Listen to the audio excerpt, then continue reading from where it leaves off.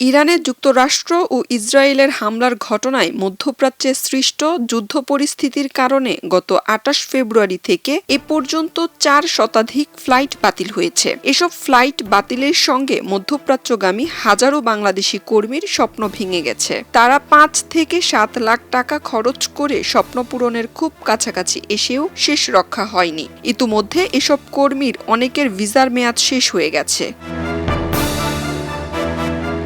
প্রবাসী কল্যাণ ও বৈদেশিক কর্মসংস্থান মন্ত্রণালয় সূত্র জানিয়েছে, যুদ্ধ শুরু হওয়ার পর গত ১৩ দিনে ফ্লাইট বাতিলের কারণে প্রায় ৪০,০০০ কর্মী মধ্যপ্রাচ্যের বিভিন্ন দেশে যেতে পারেননি। তাদের অনেকের ভিসার মেয়াদ শেষ হয়েছে, কিন্তু এ বিষয়ে পররাষ্ট্র মন্ত্রণালয় ঢাকায় নিযুক্ত মধ্যপ্রাচ্যের দেশগুলোর রাষ্ট্রদূতের সঙ্গে কথা বলছে। এসব দেশের রাষ্ট্রদূতরা ভিসার মেয়াদ বাড়ানোর বিষয়ে তাদের সরকারকে জানাবেন বলে কথা দিয়েছেন, কিন্তু যুদ্ধ শেষ না হওয়া পর্যন্ত তাদের ভিসার মেয়াদ বাড়ানোর বিষয়ে পরবর্তী পদক্ষেপ নেওয়া যাচ্ছে না। শীর্ষ জনশক্তি রপ্তানিকারক মুসা কলিম খবরের কাগজকে জানান, তার কোম্পানি এ পর্যন্ত প্রায় ১.৫ লাখ বাংলাদেশি কর্মীকে সৌদি আরবে পাঠিয়েছে, কিন্তু এমন পরিস্থিতি আগে কখনো হয়নি। গত ১২ দিনে তার ৪০০ কর্মী সৌদি আরবে যেতে পারেননি, অথচ এসব কর্মীর বিপরীতে ফ্লাইটের টিকিট বাবদ অনেক টাকা এয়ারলাইন্সকে দেওয়া হয়েছে।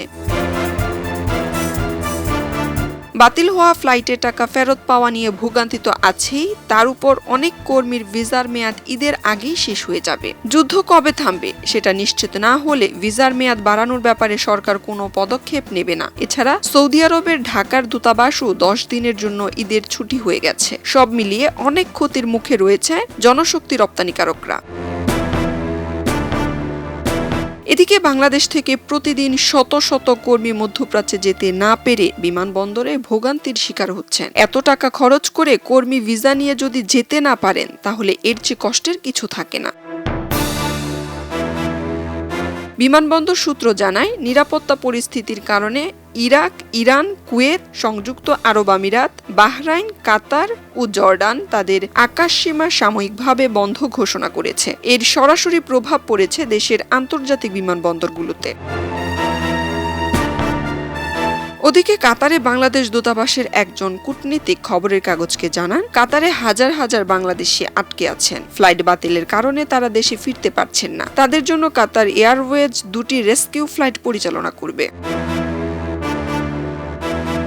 একটি শুক্রবার ঢাকায় এসেছে, আরেকটি আগামী রবিবার কাতার থেকে ঢাকায় পৌঁছাবে। এ সময় প্রায় ৫০০ থেকে ৬০০ বাংলাদেশি দেশে ফিরতে পারবেন। এছাড়া কাতার এয়ারওয়েজের আরও ২টি ফ্লাইটের একটি ১৬ মার্চ এবং আরেকটি ১৭ মার্চ ঢাকায় যাবে। সাধারণত কাতার থেকে বাংলাদেশে প্রতিদিন ৩ থেকে ৪টি ফ্লাইট যাতায়াত করত এবং তাতে প্রায় ৮০০ বাংলাদেশি ঢাকায় যেতেন। তবে যুদ্ধ পরিস্থিতি আরও দীর্ঘায়িত হবে বলে মনে করছেন তিনি। এতে পরিস্থিতি আরও খারাপের দিকে যাবে।